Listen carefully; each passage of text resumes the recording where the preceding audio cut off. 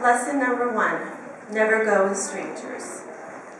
He slides a tape recorder toward my feet, through the hole in the wall that separates him from me.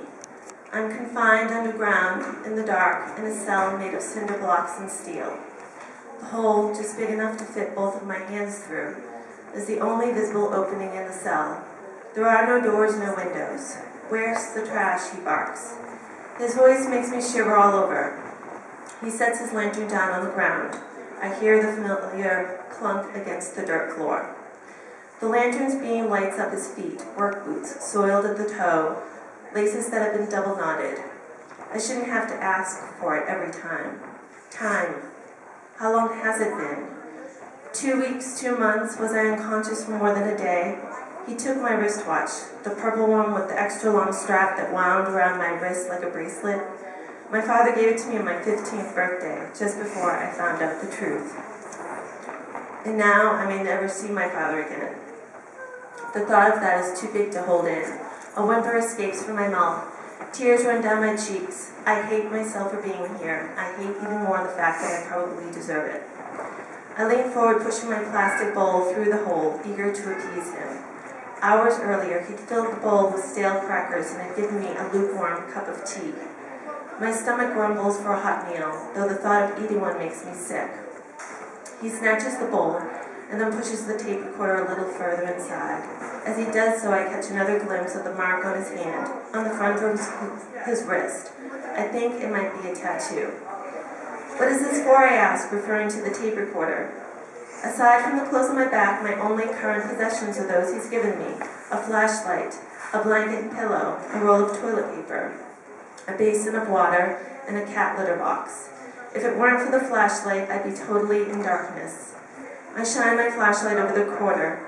It's the old-fashioned kind. He feeds a microphone through the hole. There's a cord attached to the handle.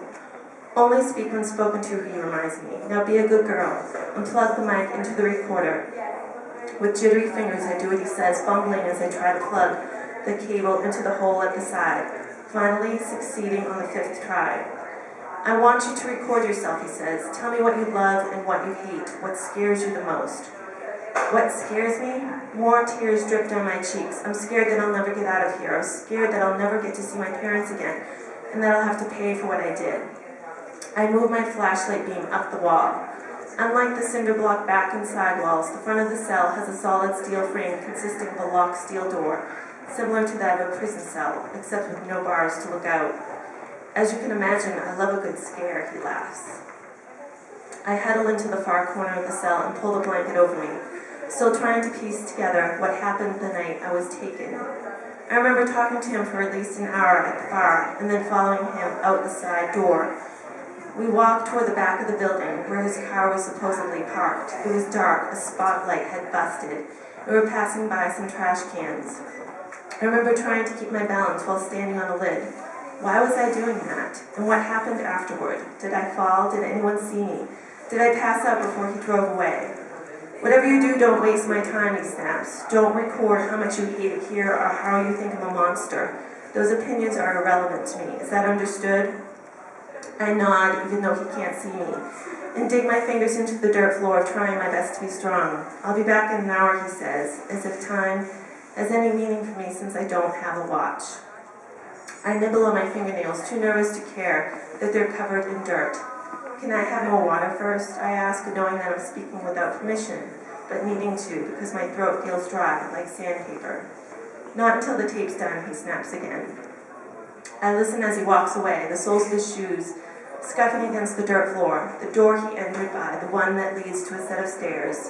I've seen it through the hole in the wall, creaks open, then slams shut. Those sounds are followed by more noises, bolts and locks and jingling keys. I remain huddled up, trying to reassure myself that I'm still alive, and that I'm still wearing the same clothes as the night I was taken, so he probably never touched me in any weird way. Maybe there's still hope. Maybe once I'm done with this tape recording project, he'll finally set me free.